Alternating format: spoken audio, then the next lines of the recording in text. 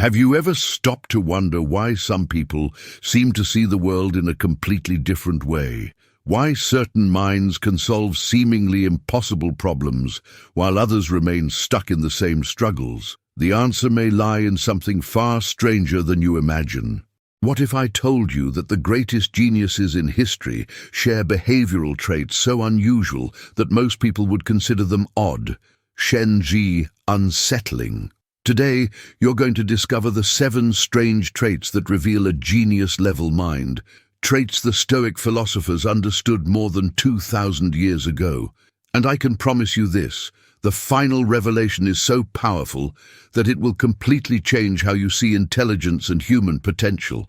Stay until the end, because what you're about to learn could change your life forever. But before we begin, if you're seeking wisdom, personal growth, and want to develop an extraordinary mind, subscribe to the channel now and turn on notifications. This video might be exactly what you need to unlock your true potential. Let's take this journey of transformation together. When Marcus Aurelius wrote Meditations, he wasn't trying to impress anyone. He was talking to himself, recording thoughts that most people would consider strange, especially coming from an emperor. He reflected on his own insignificance, on how everything he achieved would eventually be forgotten, and on how he should prepare for death every single day. Imagine the most powerful man in the world thinking like that. Strange, right? Yet it was precisely this strangeness that made his mind so brilliant. The first strange trait that reveals a genius-level mind goes against everything society teaches us, the ability to embrace discomfort as a teacher. While most people avoid pain, inconvenience, and difficult situations, genius minds move straight toward them. Epictetus, who was once a slave before becoming one of the greatest Stoic philosophers, taught that it's not things themselves that disturb us, but our interpretation of them. Think about that for a moment. When you face a difficult problem at work, what's your first reaction? Complaining, looking for an easy way out, blaming someone else? Genius minds do the opposite. They see every obstacle as an opportunity to strengthen their mental capacity. Like a muscle, the mind only grows when it's pushed to its limits. Thomas Edison failed thousands of times before inventing the light bulb, but he didn't see failure. He saw necessary learning, productive discomfort. Psychologist Anders Ericsson from Florida State University spent decades studying exceptional performers across multiple fields. Do you know what he discovered? Every true master engaged in what he called deliberate practice, consistently placing themselves in uncomfortable situations at the edge of their current abilities. They didn't practice what they were already good at. They practiced exactly what was hard, frustrating, and mentally painful. This leads us to the second strange trait, an obsession with radically questioning one's own beliefs. While most people build walls around their opinions and defend them at all costs, genius minds do the opposite. They attack their own ideas more aggressively than any external critic ever could. Socrates, the father of Western philosophy, famously said that the unexamined life is not worth living. He spent his days questioning not only the beliefs of others, but, more importantly, his own. Seneca, another great Stoic thinker, practiced a daily exercise most people would find disturbing. Every day he imagined losing everything he had, his wealth, his status, his family, his health. Why? Because he understood that the sharpest minds emerge when we stop clinging rigidly to our certainties. When you radically question your beliefs, you create space for truth to enter, even when that truth is uncomfortable. Cognitive neuroscientist Philip Fernbach from the University of Colorado conducted fascinating studies on what he calls the illusion of knowledge. He found that most people have an absurdly high confidence in how well they understand the world. But when asked to explain things in detail, that confidence collapses. Genius minds don't suffer from this illusion. They know exactly what they don't know, and that awareness is what gives them real power. Can you do this right now? Take one strong belief you hold about politics, religion, relationships, or success. Now try to argue fiercely against it, as if you were your own intellectual enemy. Difficult, isn't it? That mental discomfort you feel is exactly where growth happens. Genius minds live in that discomfort every single day. The third strange trait that distinguishes brilliant minds is even more unsettling. They deliberately cultivate periods of deep solitude and silence. In an era where everyone is connected 24 hours a day, where silence is seen as something uncomfortable that must be filled with music, podcasts, conversations, or constant stimulation, brilliant minds do the exact opposite. They actively seek emptiness, silence, and the absence of external input. Marcus Aurelius once wrote something that seems strange at first glance. People look for retreats, country houses, beaches, mountains, but this is a habit of ordinary people, because at any moment you can retreat into yourself. He wasn't talking about surface-level meditation or simple relaxation techniques. He was pointing to something far deeper and, honestly, far more unsettling for most people. The ability to completely disconnect from the outside world and inhabit your own mind as if it were a universe of its own. Isaac Newton developed his most revolutionary theories during periods of forced isolation caused by the plague. Albert Einstein spent hours walking alone in absolute silence before arriving at his most profound insights. Neuroscientist Mary Helen Imodino Yang from the University of Southern California discovered something fascinating in her research. Our brains can only process deep meaning and form truly original creative connections when we enter what she calls the default mode network, a state that activates only when we are not consuming external stimuli. Think about how many times a day you are truly in complete silence. No phone, no music, no TV, no conversation, just you and your thoughts. For most people, the answer is zero. And when they're forced into silence, they feel anxiety, restlessness, even panic. Brilliant minds, on the other hand, crave these moments. They fiercely protect them because they know it's in silence that the most powerful ideas emerge. If you're enjoying this content and want to keep discovering ideas that can transform the way you think, hit the like button right now. It helps the channel reach more people who, just like you, are searching for wisdom and personal growth. And let me know in the comments, which of these traits do you already practice? Now we arrive at the fourth strange trait, and this one goes against everything we've been taught about socializing and being accepted. Brilliant minds have a radical indifference to other people's opinions about them. I'm not talking about arrogance or a lack of empathy. I'm talking about something far deeper and more liberating. They genuinely don't care whether you like them, approve of their choices, or think they're right or wrong. Epictetus taught that we don't control what others think of us. So why waste mental energy trying to control the uncontrollable? It sounds simple, but most people live trapped by the opinions of others. How many decisions have you avoided because you were afraid of what people would think? How many times have you pretended to agree just to avoid conflict? How many opportunities have you missed because you were too worried about your image? Social psychologist Roy Baumeister from Florida State University conducted experiments showing that the need for social approval is one of the most powerful forces governing human behavior. Most people would rather be wrong with the group than right alone. That's why so many revolutionary ideas were initially mocked. Galileo was condemned for saying the Earth revolves around the sun. Darwin was ridiculed for his theory of evolution. Vincent van Gogh died poor and unknown because his art was considered too strange. But here's the secret. These brilliant minds weren't immune to rejection. They felt the pain of social disapproval just like anyone else. The difference is that they trained their minds through Stoic principles, not to let that pain dictate their actions. Seneca wrote, "It is a great slavery to live with the constant need to please others." Brilliant minds free themselves from that slavery not because they are superior, but because they practice daily the art of separating self-worth from external validation. Want to develop this trait? Start small.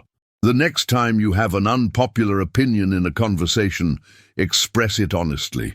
Notice the discomfort, the tightness in your chest, the fear of being judged.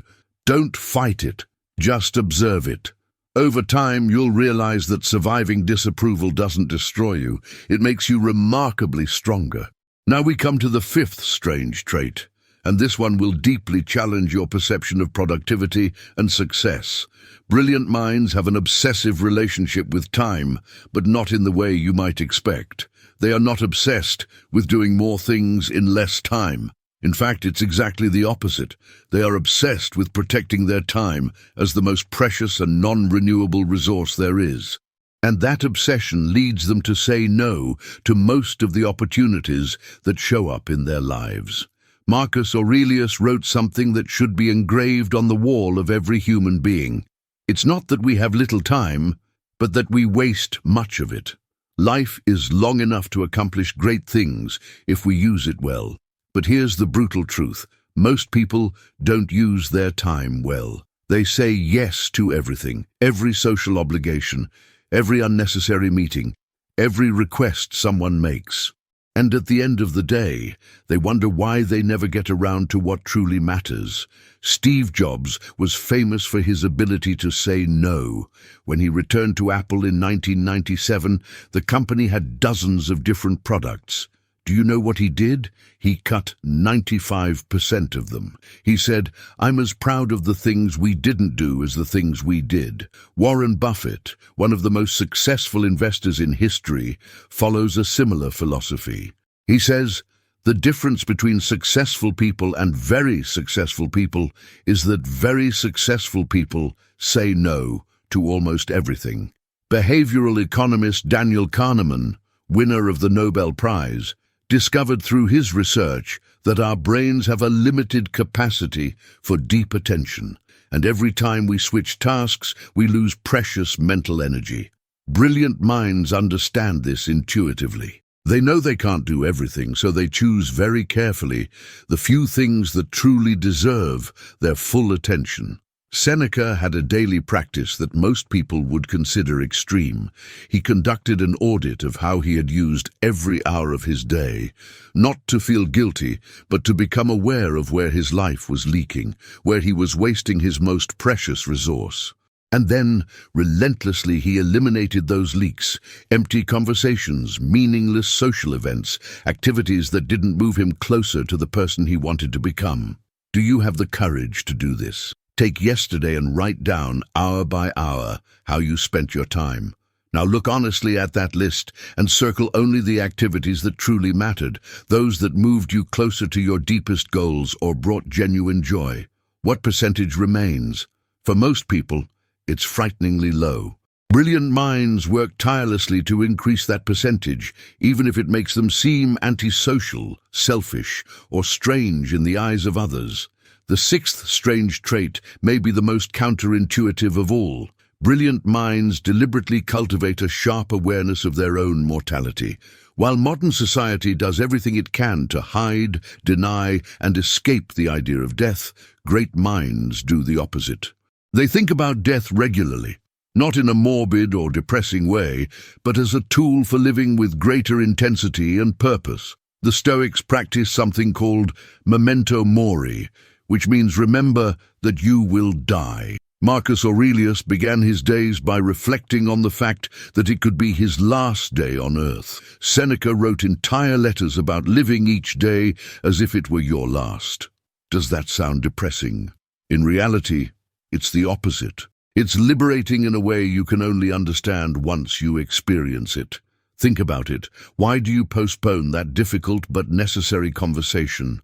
Why don't you express love to the people who matter most? Why do you tolerate a job you hate or relationships that drain you? Because deep down, you believe you have infinite time, that you can do it tomorrow, next week, next year. Brilliant minds don't live under that illusion.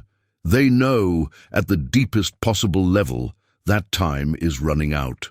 Psychologist Laura Carstensen from Stanford University conducted fascinating studies on how our perception of time affects our decisions. She discovered that when people are forced to confront their mortality through illness, aging, or controlled experiments, they immediately begin making wiser choices. They cut off toxic relationships, focus on what truly matters, stop wasting time on trivialities. Awareness of death doesn't paralyze us, it frees us to truly live. Epictetus taught a powerful exercise. Every time you say goodbye to someone you love, silently acknowledge that it may be the last time you see them. Not in a frightening way, but in an honest one. That single shift completely changes the quality of your presence, your attention, your love. You hug a little tighter, you listen more deeply, you say the words that actually matter. Now that you know the 7 strange traits that reveal a truly genius-level mind, we need to talk about something even more important. How you can start developing these traits in your own life, starting today, right now. Because knowledge without application is just entertainment. And I know you didn't come here just to be entertained.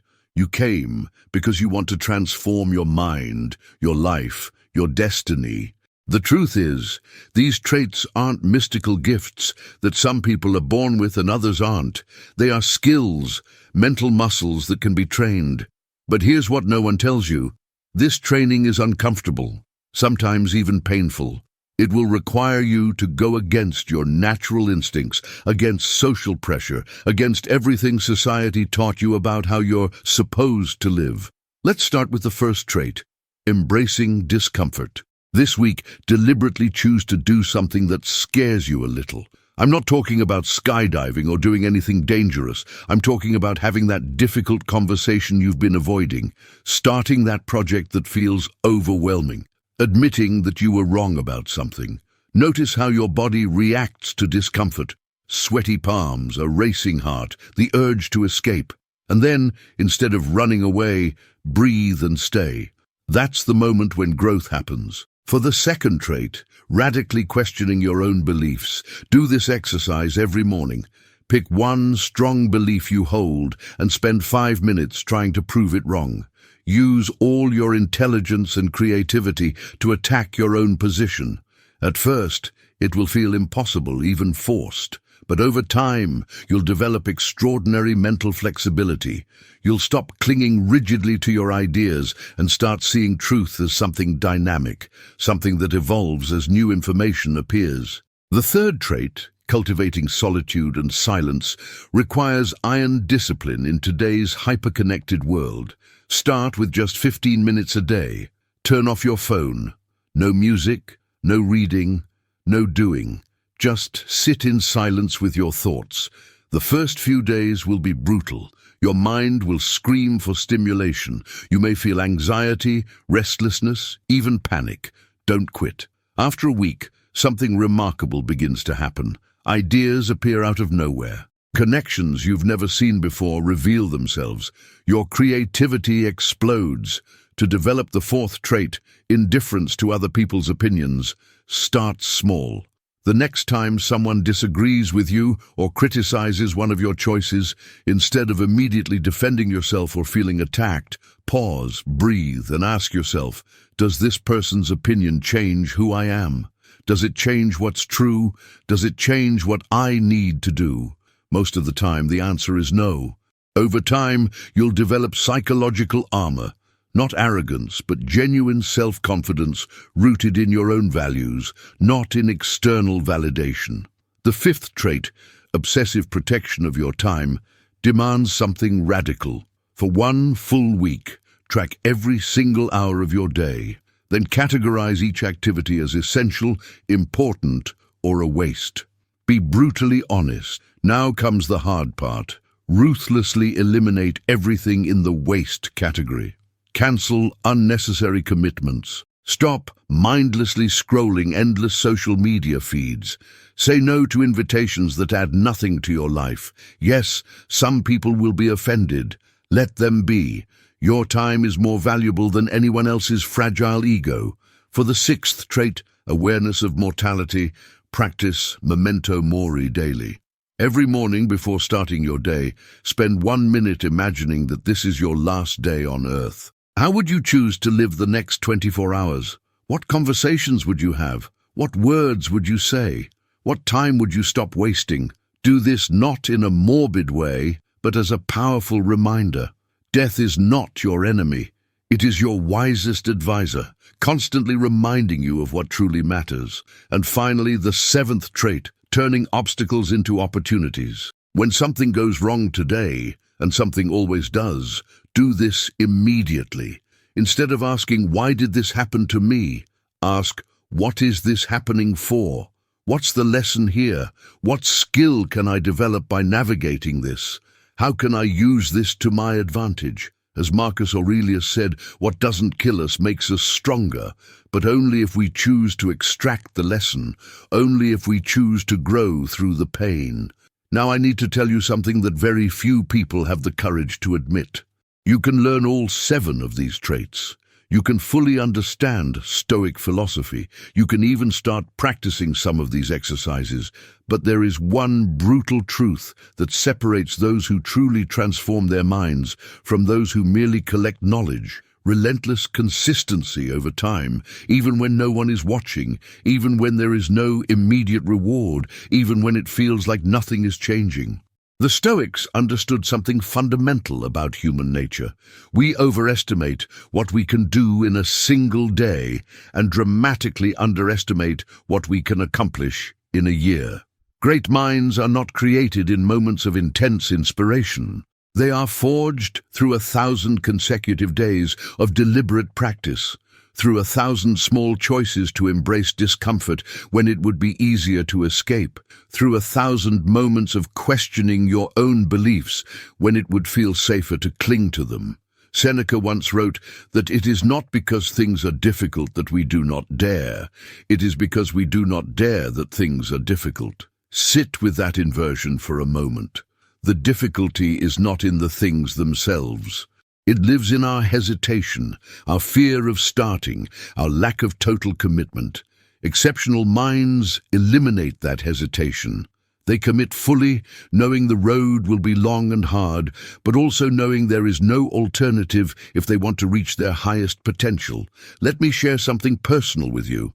Developing these traits is not a clean or linear process. You will fail many times. There will be days when you give in to social pressure and act against your own values.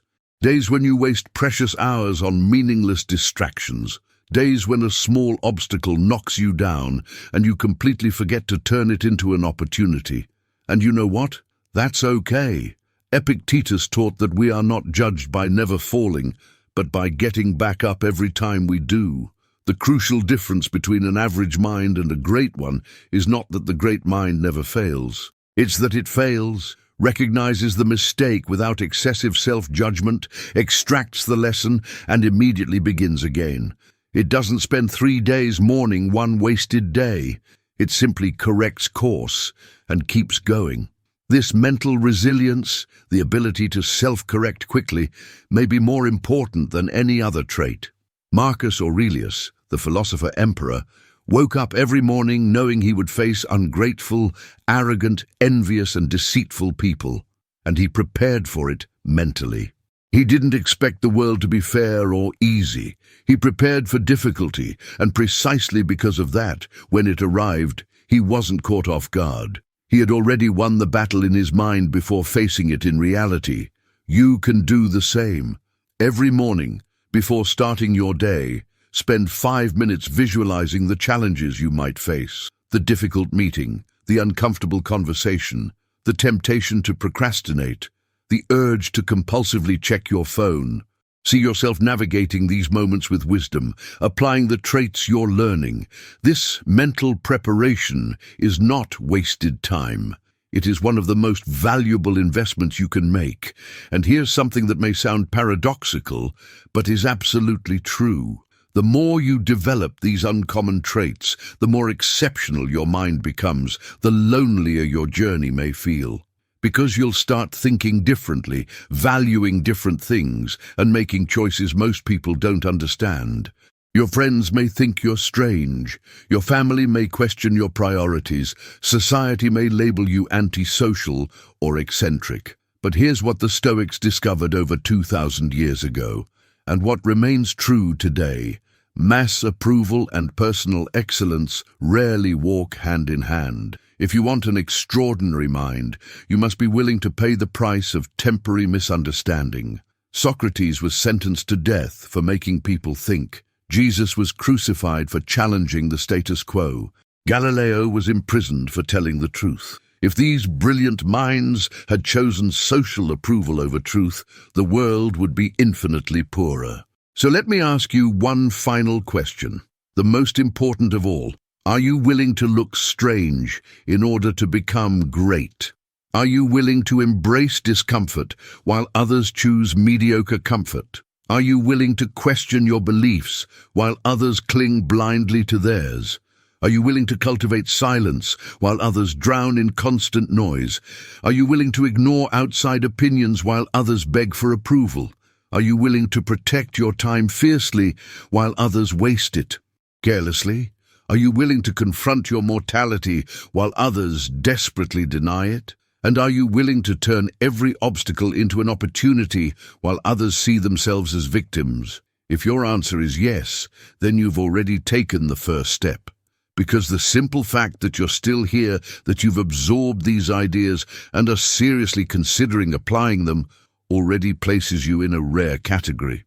Most people never question the way they live. They follow the social script on autopilot from birth to death without ever waking up to their true potential. But you are different. You sought out this content. You stayed until the end. Something inside you knows you were meant for more. And that voice is right. Stoicism is not a philosophy for everyone. It is a philosophy for those who want to become the best version of themselves, no matter the cost. For those who would rather live a shorter life of excellence than a long life of mediocrity. If you made it this far and these words resonated deeply with you, write in the comments, "I'm ready for the transformation." I want to see how many of you are truly committed to this journey. And if you know someone who needs to hear this message, share this video. Wisdom that isn't shared dies with you. Subscribe to the channel if you haven't already, because we'll continue exploring Stoic wisdom and other transformative philosophies that can change your life. Turn on notifications so you don't miss anything. On the screen right now are 2 videos that perfectly complement what you learned today. One on how the Stoics dealt with extreme adversity, and another on daily practices that transform ordinary minds into extraordinary ones. Watch them now. Your future self will thank you for the decisions you make today. Remember, you don't need to be perfect. You just need to start, and the time to start is now. Your great mind is waiting to be awakened. Don't make it wait one more day.